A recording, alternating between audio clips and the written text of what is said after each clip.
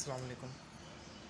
पिछली हमने वीडियोस के अंदर सैम्पलिंग मेथड विद रिप्लेसमेंट और विदाउट रिप्लेसमेंट किया था, और एक और किया था हमने सिंपल रैंडम सैम्पलिंग। इस वीडियो के अंदर हम करेंगे स्ट्रेटिफाइड रैंडम सैम्पलिंग।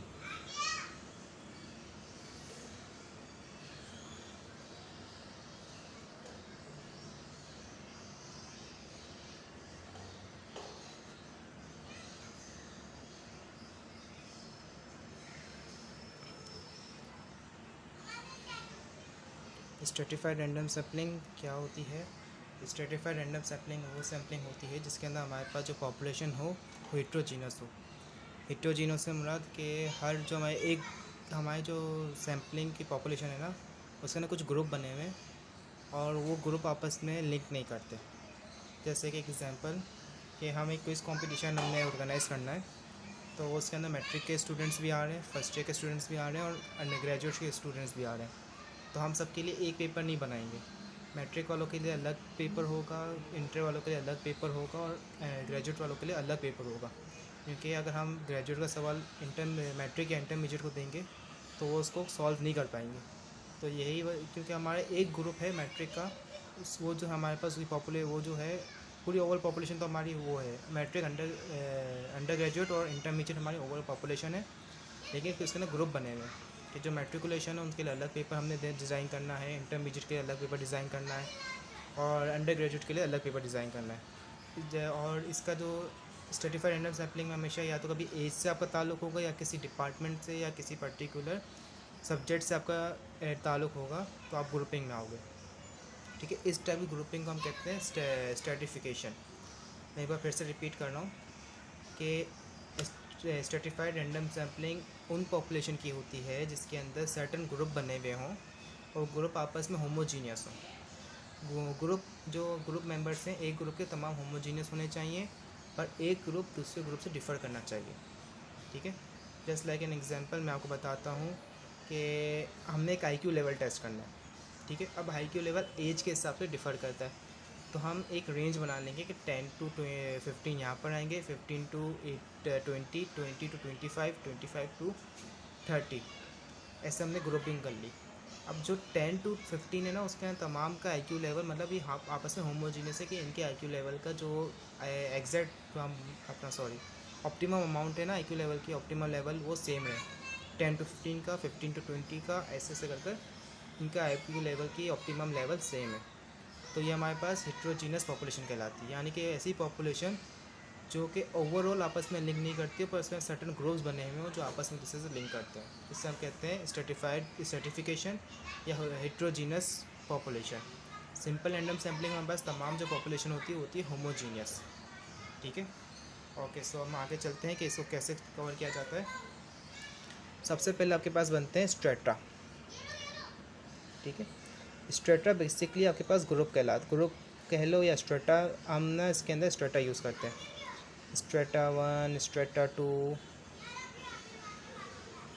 और स्ट्रेटा 3, ऐसे करते करते आगे चलता रहता है। ठीक है, अब लेट्स से मैंने एक एग्जांपल से थ्रू आपको समझाता हूँ। मुझे एक सैम्पलिंग ड्रॉ करनी है कि साइंस वालों की, आर्ट्स वालों की और कॉमर्स वालों की, कि उनके नज़दीक के मैथ्स का क्या, उनके जो फील्ड उनका वहाँ पर मैथ्स का क्या रोल है। अब साइंस के अंदर जो हम आएंगे तो हमारे पास साइंस के अंदर मैथ्स का काफ़ी इंपॉर्टेंट रोल नज़र आता है, कॉमर्स के अंदर भी इंपॉर्टेंट रोल नज़र आता है, जबकि आर्ट्स के अंदर मैथ्स का रोल कम हो जाएगा। तो अब ये क्या होगा, हमारे पास ग्रोथ बन गए। हो सकता है कॉमर्स में भी मैथ्स का रोल कम हो, वहाँ पर इकोनॉमिक्स, स्टैटिस्टिक्स और बाकी जो दूसरी चीज़ें POC वगैरह उनका रोल ज़्यादा हो। तो यहाँ पर हमारे पास क्या बन गए, एक ग्रुपिंग हो गई। लेट्स से हमारे पास यहाँ पर आ गया साइंस, आर्ट्स एंड कॉमर्स। ठीक है, अब हमारे पास एक पॉपुलेशन है। लेट्स से साइंस की जो हमारे पास हमने जो सैम्पलिंग की थी, हमारी पॉपुलेशन कंसिडर की थी, वो थी हमारे पास N1 लिख देंगे इसको 100। आर्ट्स की हमारे पास थी 150 और उसकी हो गई हमारे पास कॉमर्स की 200। ठीक है, अब यहाँ पर हमें कहा जा रहा है कि आपकी जो ओवरऑल पॉपुलेशन कितनी होगी। हम ओवरऑल पॉपुलेशन कैसे करेंगे, इन तीनों का सम। यानी कि जो हमारे पास ओवरऑल पॉपुलेशन होगी, कैपिटल एन से इसको डिनोट करेंगे, उसका सम क्या होगा, N1 plus N2 plus N3। N1 कितना होगा हमारे पास 100 प्लस 150 प्लस 200। सो ये हमारे पास हो जाएगा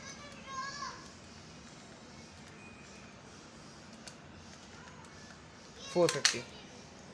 तो हमारी ओवरऑल पॉपुलेशन हो गई 450। अब मैं ये कह रहा हूँ, मुझे ये चाहता हूँ कि 450 में से मैं सिर्फ 200 का सैंपल लूँ, यानी कि हमारे पास सैंपल साइज़ क्या आ गया 200। तो स्मॉल एन हम डिनोट कर देंगे 200 से। लेकिन ये 200 किस में से लूँ, 100 में से मैं कितने लूँ, 150 में से कितने लूँ, 200 में से कितने लूँ, ये कैसे मालूम होगा हमें? ये हमारे पास मालूम होगा, हमारे पास एक और मेथड होता है, इसे कहते हैं प्रोपोर्शनल एलोकेशन। प्रोपोर्शनल एलोकेशन क्या करता है, हमें ये बताता है कि आपको किसी एक स्ट्रेटा में से कितने आपको वो लेने हैं, कितने सैंपल्स लेने हैं एक स्ट्रेटा में से। उसका फॉर्मूला क्या होता है, प्रोपोर्शनल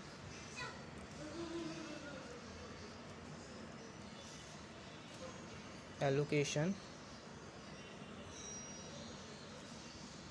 उसका फॉर्मूला होता है NH is equals to small n और ब्रैकेट में आएगा NH, capital NH divided by capital N। यहाँ पर जो H है हमारे पास वो कहलाता है हमारे पास नंबर ऑफ स्ट्रेटा,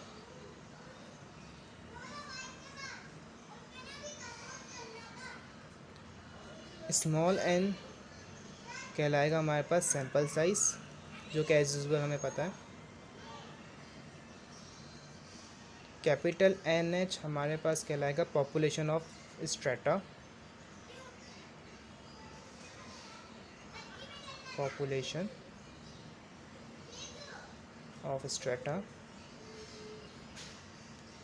कैपिटल है ना हमारे पास कहलाएगा ओवरऑल पॉपुलेशन।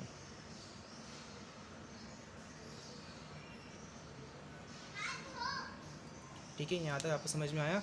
ये हमारे पास प्रोपोर्शनल एलोकेशन का फॉर्मूला है। यहाँ पर एच ही जगह पे 1, अगर स्ट्रेटा 1 के लिए हम कहें तो 1 आएगा, स्ट्रेटा 2 के लिए करें तो 2 आएगा, स्ट्रेटा 3 के लिए करें तो 3 आएगा। ये हमें बताएगा कि एक स्ट्रेटा में से हमें कितने सैंपल लेने हैं।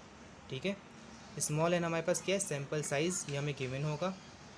NH ये हमारे पास क्या है, पॉपुलेशन ऑफ वन, एक पॉपुलेशन ऑफ ईच स्ट्रेटा, यानी एक की 1 की, अगर यहाँ पर N1 लिखा होगा तो 1 की पॉपुलेशन, N2 लिखा होगा तो 2 की पॉपुलेशन, N3 लिखा होगा तो 3 की पॉपुलेशन। और हमारे पास कैपिटल N क्या है, टोटल पॉपुलेशन। जैसे हमारे पास टोटल पॉपुलेशन कितनी है 450, तो हमारे पास क्या हो गया कैपिटल N। चलो हम इसको मालूम करते हैं कि हमारे पास प्रोपोर्शनल एलोकेशन का मेथड लगाते हैं हमें कैसे पता चलेगा कि एक स्ट्रेटा में से हमें कितने सैंपल निकालने। तो लेट्स से हमारे पास हमने लिखा N1, क्योंकि हम फर्स्ट स्ट्रेटा के लिए निकालें साइंस के लिए, तो ये हो जाएगा हमें निकालने कितने का सैंपल था 200 का। सैंपल साइज हमारा क्या है 200, डिवाइड करेंगे हम NH कितना है हमारे पास 100 डिवाइडेड बाय 450। कैलकुलेटर में इसको पुट करेंगे 100 divided by 450 is equals to 44.4 आ रहा है, तो हम इसको राउंड ऑफ करके कर लेंगे 44। ठीक है, क्योंकि हम पॉइंट के अंदर सैम्पलिंग कर नहीं सकते। तो हमने जो यहाँ पर स्मॉल N1 जो हमारा सैंपल साइज़ आएगा वो क्या आएगा 44, यानी इसमें से हमें 44 सैंपल लेने। उसी तरह से हम यहाँ पर N2 एंड 3 के लिए भी निकाल लेते हैं। N2 का आ रहा है हमारे पास 66.6, तो यहाँ पर हम क्या कर लेंगे 67, और यहाँ पर हमें N3 के लिए भी निकालना है। सो यहाँ पर आ रहा है 88.8, तो हम यहाँ पर कर लेंगे N3 इज इक्वल्स टू 89। अब एक बार इनको कैलकुलेट कर लेंगे कि 89 प्लस 67 प्लस 44, तो हमारे पास जो सैंपल साइज़ आना चाहिए हमेशा 200, ये जो हमारा सैंपल, मतलब अगर हम तीनों का इंडिविजुअल सैंपल कलेक्ट करें सैंपल साइज़ को, तो हमारा टोटल सैंपल साइज़ जो है उसके बराबर आना चाहिए। जैसे यहाँ पर मैंने 44, 83, 89 ये रहा हमारे पास 89, 67 और 44 को प्लस करा तो हमारे पास आंसर आ रहा है 200। तो ये इसका मतलब यहाँ तक हमारा क्वेश्चन सही जा रहा है। ठीक है, इसके अलावा जब हम ये कर लेंगे इसके बाद हमें वही एस्टिमेटेड मीन, एस्टिमेटेड वेरिएंस और बाउंड्स ऑफ एरर निकालने हैं, जिसके फॉर्मूले आपको आपके कंपाइलर में मैम ने दिए हुए। अराउंड पेज नंबर है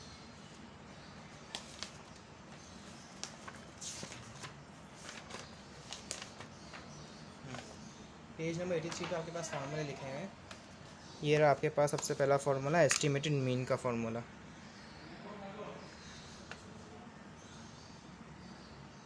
जैसे यहाँ पर लिखा हुआ है 1/n summation 1 is equals to n, और n की पावर n के बाद क्या लिखा हुआ है ni और yi। ठीक है, ये आपके पास किसका है, पॉपुलेशन मीन यानी म्यू का फॉर्मूला है आपके पास। y बार क्या है, ये मीन है एक स्ट्रैटा का। ठीक है, जैसे मैं आपको बताता हूँ, लेट्स से इस फॉर्मूले को अगर हम लिखें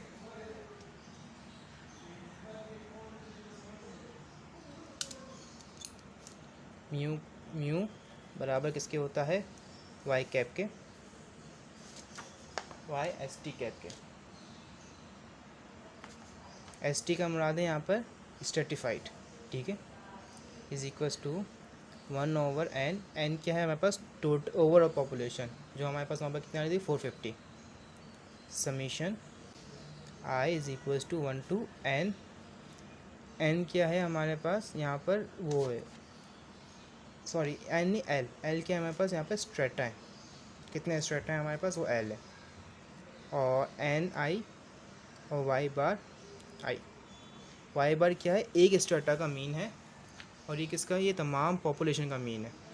ठीक है, इसको अगर हम ओपन करेंगे तो हमारे पास कितने स्ट्रेटा हैं, 3 स्ट्रेटा हैं इस वक्त। तो 1/n, यहाँ पर ब्रैकेट बनेगा n1 y बार 1 प्लस n2 y2 बार और प्लस n3 y बार 3। ठीक है, और ये ब्रैकेट क्लोज हो जाएगा। लेट से हम देखते हैं इसका मीन कहाँ पर आता है हमारे पास। अच्छा, मीन का जो यहाँ पर फार्मूला लगेगा, यहाँ पर सिंपल मीन का फार्मूला लगेगा, वही समीशन ऑफ तमाम सम करके उसको डिवाइड कर देंगे n से। ठीक, summation of all population divided by n। अब हमारे पास यहाँ पर कुछ ना कुछ नंबर्स दिए हुए होंगे, जैसे कि आपको यहाँ पर मैं एग्जांपल्स के थ्रू समझाऊँ। एग्जांपल इसके अंदर 5.2 के अंदर हमारे पास एक दी हुई है, जो मैंने प्रैक्टिस के लिए भी दिया है। कुछ नंबर्स लिखे हुए 35, 28, 26, 41, 43।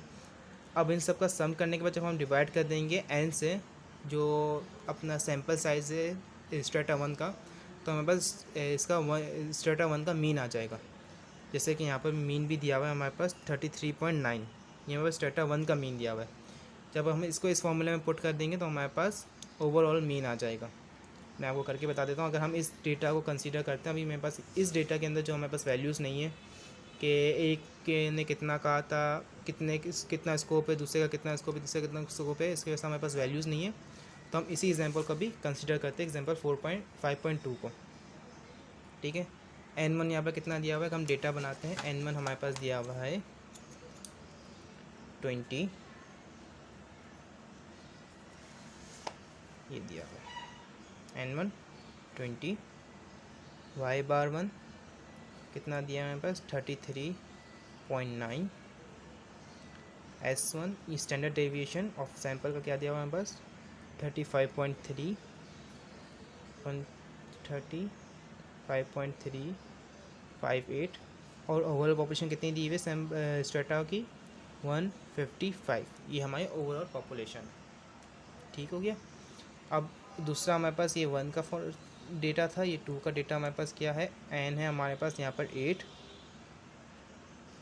y बार 2 है हमारे पास 25.125, स्टैंडर्ड डेविएशन है हमारे पास 232.411, और पॉपुलेशन कितनी है स्ट्रेटा 2 की 62, और ये 3 हमारे पास क्या है n, ये n2 है, ये n3 है हमारे पास 12, y बार 3 है 19.0, S3 है हमारे पास 87.636 और N3 कितना है 93। ये हमने सारा डेटा यहाँ पर कॉपी कर लिया, वही पुरानी वाली। अब मैं जो एग्जांपल नंबर 5.2 है उसका डेटा यहाँ पर हमने कॉपी कर लिया। अब हम देखते हैं कि आगे हम इसको कैसे सॉल्व करेंगे। हमें लेट से इसका निकालना है मीन, ठीक है।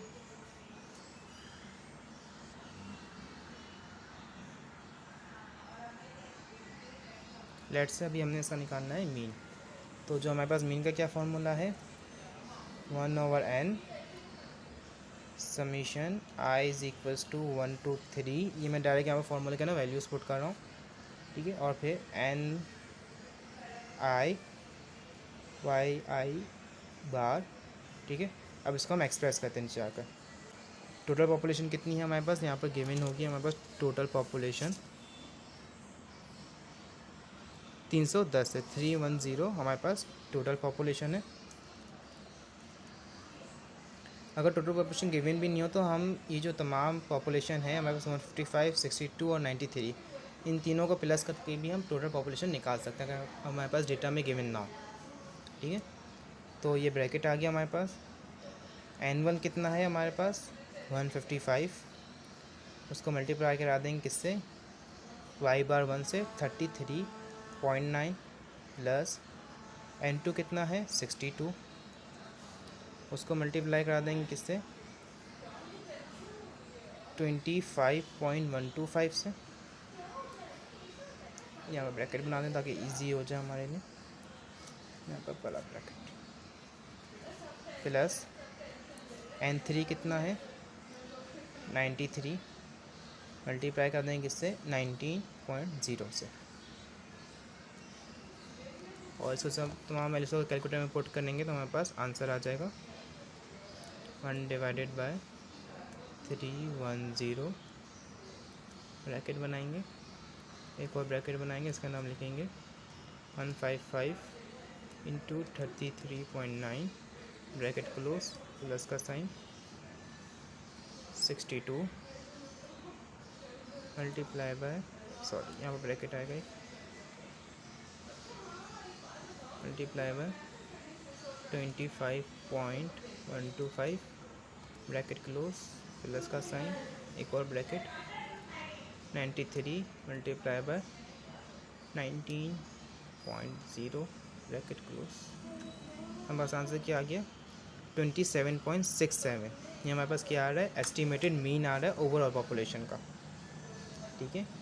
अगर यहाँ पर हम यू या फिर इसको हम YST बार लिखें तो हमारे पास कितना आ रहा है 27.675। अगर हम एग्जांपल में चेक करते हैं कि हमारा मीन यही आ रहा है, सो यहाँ पर देखिए, यहाँ पर हमारे पास जो मीन दिया हुआ है इन्होंने दिया हुआ है 27.7। इन्होंने यहाँ पर जो आगे 3 डेसिमल थे 27.675 उसको राउंड ऑफ कर लिया, 7 को यहाँ पर 6 से ऐड कर दिया 1, यहाँ पर बस आ गया 7, 27.7। यानी कि हमारा आंसर ये वाला मीन का ठीक है, ठीक है। वेरिएंस का फॉर्मूला होता है हमारे पास यहाँ पर summation of 1n square, sorry 1/n² summation i is equals to l, यानी कि 1 to यहाँ पर जितने भी स्टेटा होंगे वहाँ पर स्टेटा नंबर आएगा, यहाँ पर आएगा ni का स्क्वायर, यहाँ पर कम करके लिखा अराउंड 83 पेज नंबर पर। सॉरी कैमरा क्वालिटी थोड़ी गिर गई है, ओके। ये आपको यहाँ पर नज़र आ रहा होगा, यहाँ पर ni का स्क्वायर है, इसके बाद ब्रैकेट में ni minus capital Ni minus small ni और divided by capital Ni divided, उसको मल्टीप्लाई करेंगे SI square divided by N1 square को। इसको आपको यहाँ पर लिख कर बता देता हूँ वेरिएंस का फॉर्मूला। वेरिएंस को हम कैसे लिखते थे,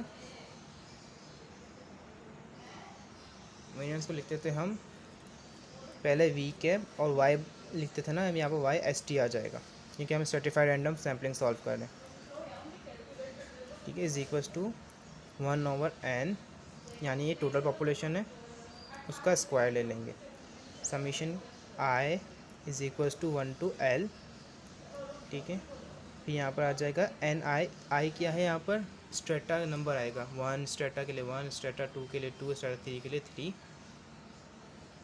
डिवाइड करेंगे n1 minus n i small n i divided by capital n i, और फिर ये s square over n i, ये हमारे पास क्या आ जाएगा s i square over n i. तो हमारे पास टोटल वेरिएंस आ जाएगा। इसको भी इसी तरह से एक्सपेंड करेंगे 1 बाय 1 करके, 1 ओवर एन स्क्वायर को ऐसे ही रहने देंगे, यहाँ पर बड़ा ब्रैकेट बनाएंगे, n1 square n1 minus small n1 divided by capital n1, और यहाँ पर s1 स्क्वायर ओवर n1। फिर प्लस करते हुए ये n2 के लिए भी सेम करेंगे, और ये ऐसे ही n3 के लिए भी करेंगे।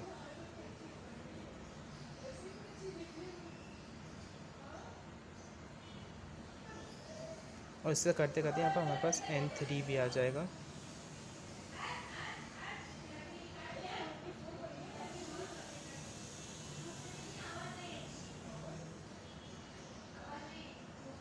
ठीक है, ये हमारे पास इसके अंदर हम वैल्यूज पुट करेंगे तो हमारे पास एस्टिमेटेड वेरिएंस आ जाएगा, और जो हमारे पास आंसर आएगा उसका रूट लेकर 2 से मल्टीप्लाई करेंगे तो हमारे पास क्या आ जाएगा बाउंड्स ऑन एरर। ठीक है, इसका फॉर्मूला भी यहाँ पर हमारे पास गिवन है। ठीक है, ये आप लोग ये एक्सरसाइज 5.2 को प्रैक्टिस करिएगा और कुछ क्वेश्चन को प्रैक्टिस करिएगा। ठीक है, तो आपको इंशाल्लाह सर्टिफाइड रैंडम सैम्पलिंग क्लियर हो जाएगा।